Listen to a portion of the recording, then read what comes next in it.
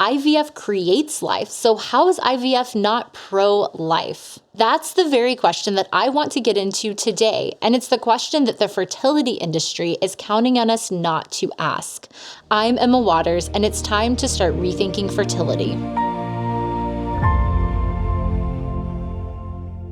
One of the things I am super excited to share with you guys is that I recently signed a contract to write an entire book on the way that reproductive technologies work, and in particular, how pro-lifers and evangelicals should be thinking about these issues today.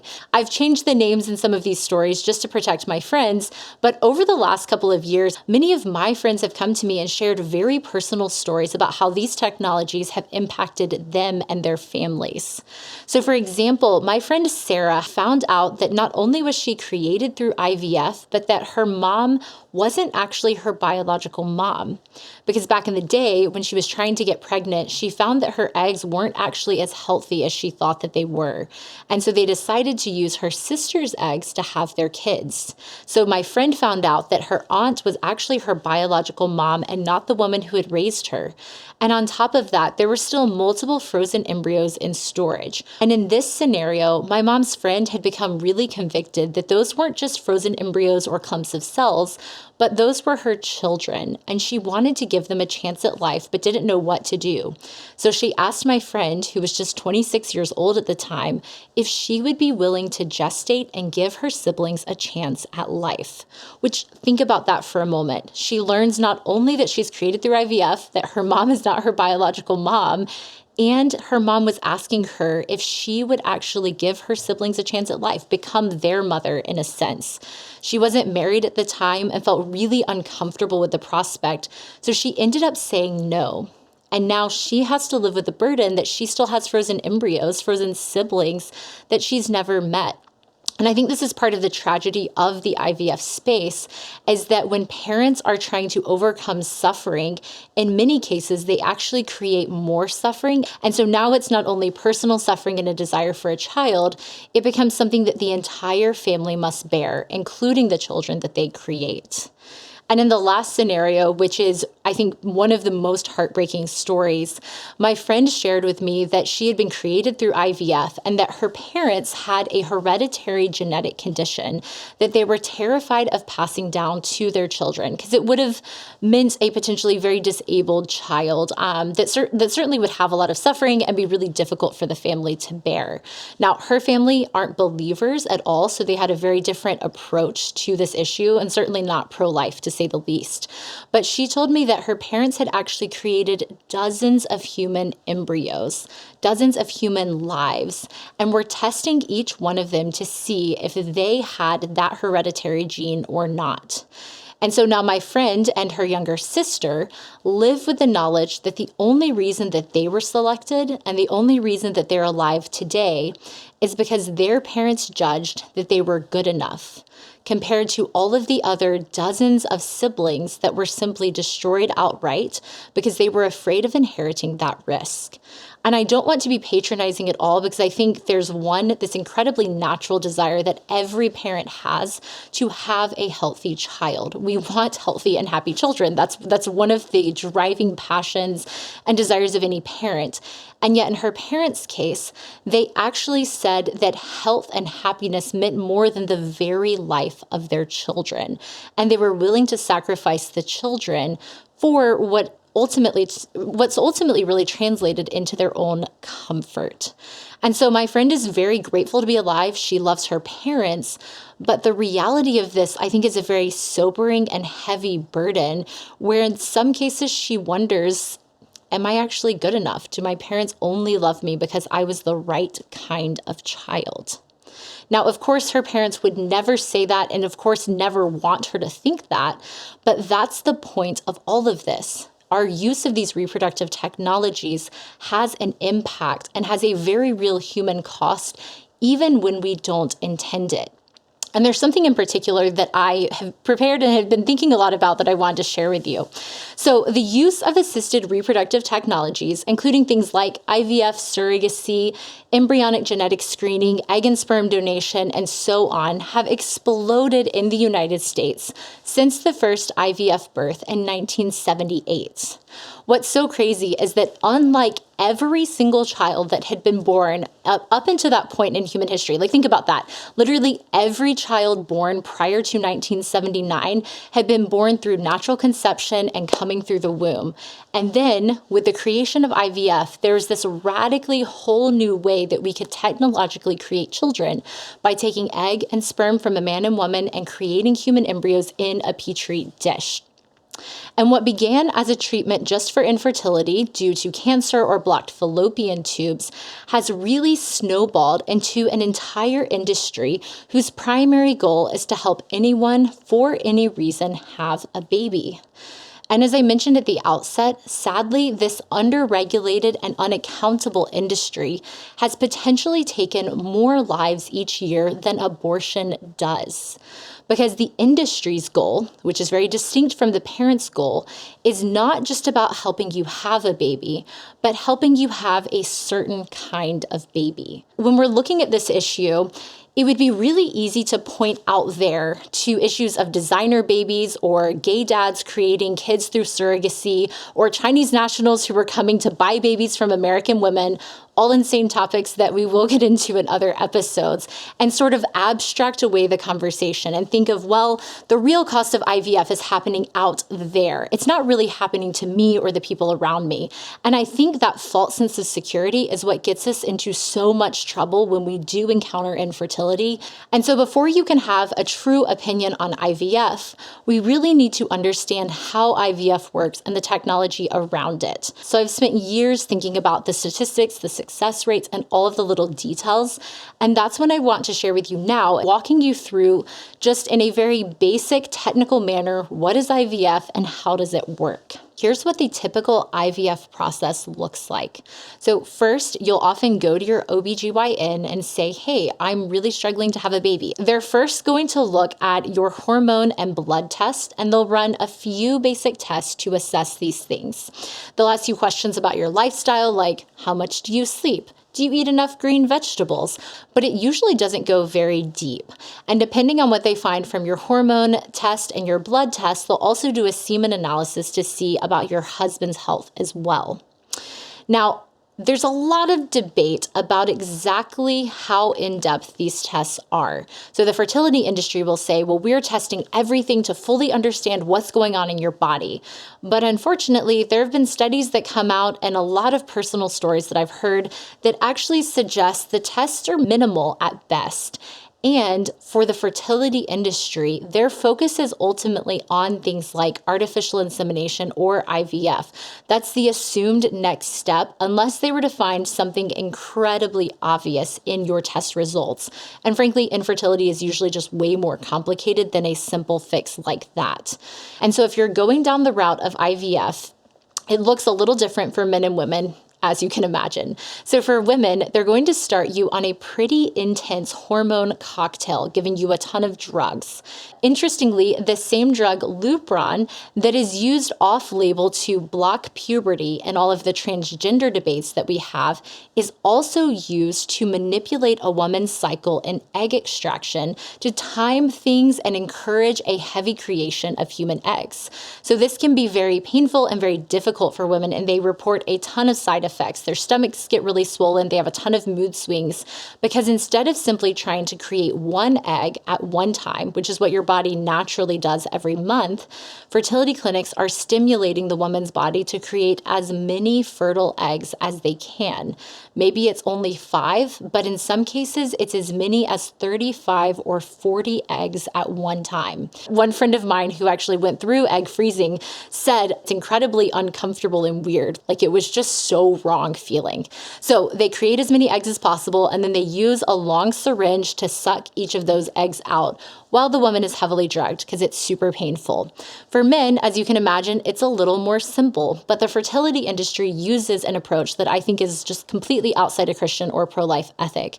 So in many cases, at the clinic, they'll give the man a cup, a pornographic magazine or a pornographic video, or frankly, just Wi-Fi access and his cell phone, if we're being honest, and they send him into a room to masturbate to produce the sperm.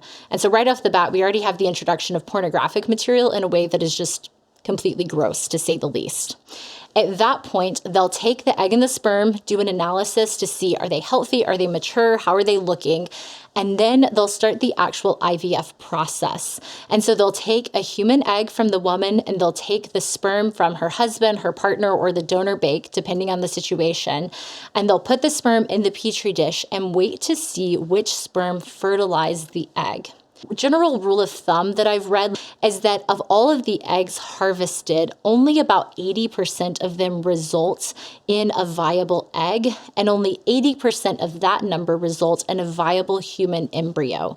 And I think this is a point that many parents don't think about, even pro-life parents don't think about when they begin the process, because there's this sense that the way we've talked about human embryos is that when you create them in IVF, they're not real humans, they're like potential humans. But the reality that I think catches so many parents off guard is that once you create that human embryo, there are only 4 decisions you can make: implant, freeze, discard, or place up for adoption.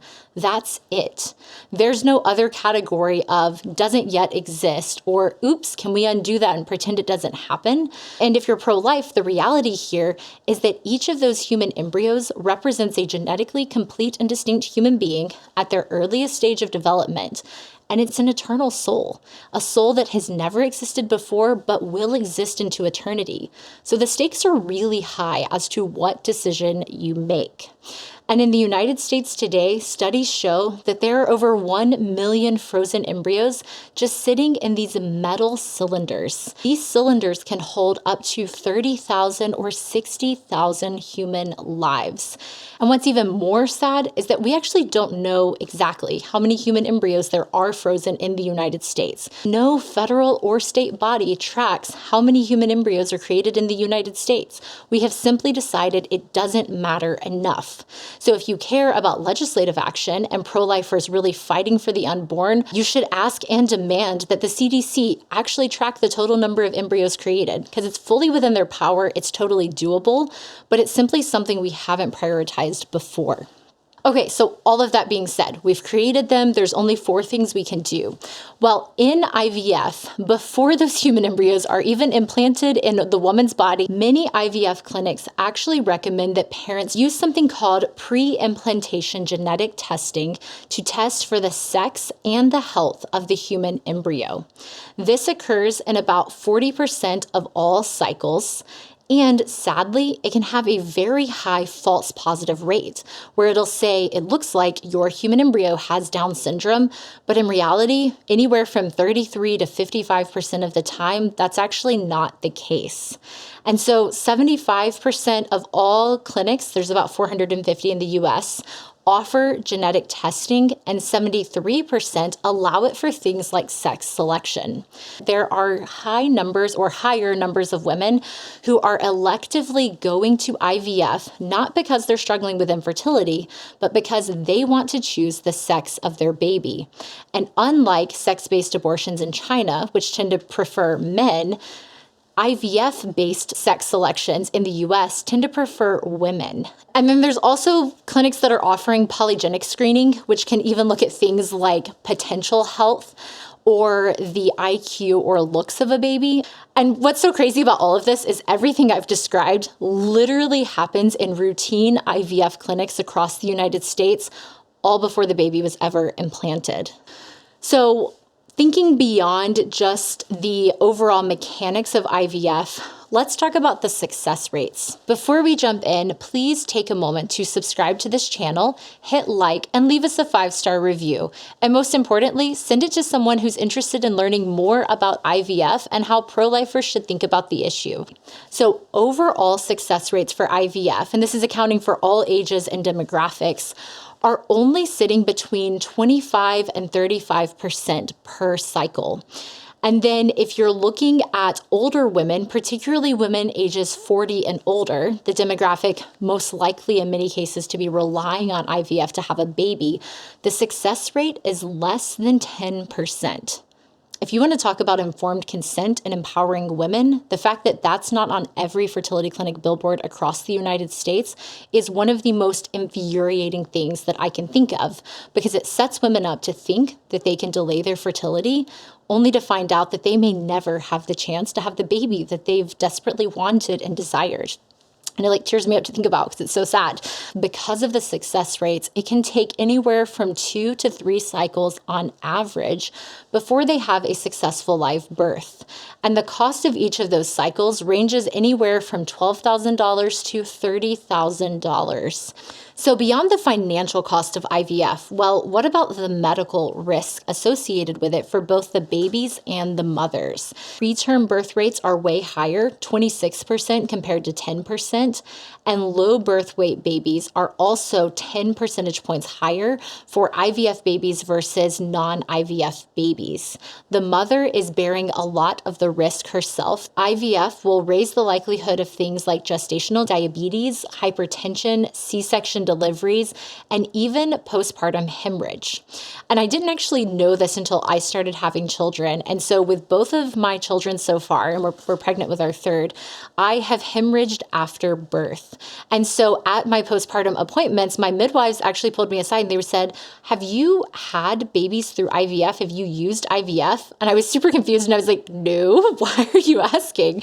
And they were like, well, you hemorrhage and that's just super common in IVF births. And I was like, that's insane. I had no idea that was the case. And yet that's just a common side effect that comes with the technology. So we've looked at the cost, we've looked at success rates, we've looked at some of the side effects. But when we talk about success rates, we're talking about the success rate of the cycle and of the live birth. But what does our success rate conversation overlook altogether? It overlooks what is the success rate of all the human embryos that we're creating in IVF to begin with. So if you look at data from 2021, which is one of the most recent years that we have IVF information from the CDC, we find that there were over 413,000 IVF cycles done in the United States. Now, that could mean 1 embryo is created. It could mean 20 embryos are created. And on average, we see about 10 embryos created per cycle. And yet, only 97,000 children were born as a result of IVF in 2021, which means that the success rate for human embryos in IVF is something around 3%. Those are devastatingly low numbers. And it's not because we don't celebrate and value those 3% of IVF babies that are born that we are frustrated with and upset with how IVF is practiced in the United States. But it's because we want a chance to meet the other 97% of human lives that were created. And yet, for whatever reason, whether they're frozen indefinitely, outright destroyed, or just failed to implant, we never have the chance to meet them. Do I think that parents who are undergoing IVF have these bad intentions, or even that many or most IVF doctors do? No, of course not. That is not what I'm saying. The point that I'm making is that we find ourselves in situations that we never would have imagined, and that in many cases we're totally unprepared to address. It's also important to note that there are exceptions to this routine approach to IVF that I've described. I wouldn't necessarily say that they're life-affirming, but they certainly are life-sparing in the way that they seek to honor human life and approach it in a far more narrowly tailored and careful way to honor the human embryos that are involved. There's something called mini-stim IVF, and this is where women actually use very few hormones and medications in the egg extraction and the implantation process to protect their bodies and the health of their future children from some of the side effects. There's also Dr. John Gordon at Rejoice Fertility in Knoxville, Tennessee. He does not destroy any human embryos in the process. Once the human embryos are created, they are either implanted in the man and woman, or he works closely with embryo adoption clinics to ensure that they have a chance at life. And there's this really incredible video that I want to play really quickly because I think it just illustrates the mystery and the beauty that we're talking about when we're talking about creating human life through IVF. You're looking at a human egg, and then boom, this flash of light just covers the entire video. And it's incredible. So what's happening? Well, they call it a zinc spark. And the moment you see that flash of light, it's replaying again, that's when the sperm has entered the egg and it's gone from two distinct entities, egg and sperm, and turned into this genetically complete and distinct human embryo. And that new human embryo occurs the moment that spark of light animates the screen. And so think about it.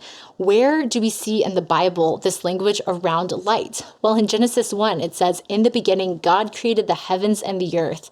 The earth was without form and void, and darkness was over the face of the deep." Sort of like this human egg we're seeing in the Petri dish. And then it says that God said, "Let there be light," and there was light. And in the same way, every time a new human life is created and formed, it's like God is saying those very words again, "Let there be light," and there was light. And this new human embryo, this new human life is created and birthed and placed into the world. It's this incredible reminder that even what may seem like darkness to us, the darkness of struggling with infertility, even the darkness is not darkness to God, but is light.